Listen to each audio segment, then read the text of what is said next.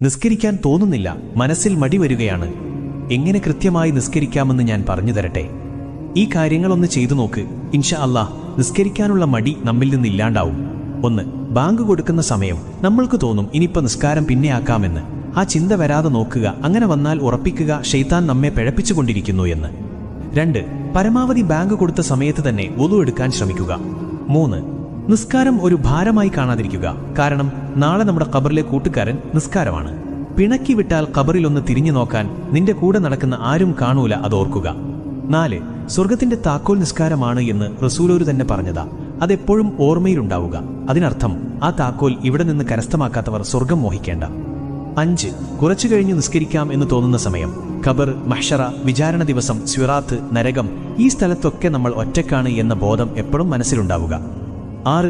പിന്നൊന്ന് ഉറപ്പിക്കുക, നിസ്കാരം ഉപേക്ഷിച്ചാൽ ഈമാൻ കിട്ടി മരിക്കൂല, ഈമാൻ കിട്ടാതെ മരിച്ചാൽ നരകം ഉറപ്പിക്കാം, റബ്ബ് കാത്തുരക്ഷിക്കട്ടെ, ആമീൻ. 7. എപ്പോഴും ഓർമ്മയിലുണ്ടാവുക, ഈ വഖത്ത് ഒഴിവാക്കിയാൽ ഒരുപക്ഷെ അടുത്ത വഖത്ത് ഒഴിവാക്കാൻ നീ ഉണ്ടാവില്ല എന്ന്. നിസ്കാരം ഒഴിവാക്കുന്നവർക്ക് ആയുസ് കുറയും, ദാഹിച്ചു മരിക്കും, ഖബറിൽ തീ നിറക്കപ്പെടും, സ്വർഗത്തിന്റെ വാസന പോലും കിട്ടില്ല. 8.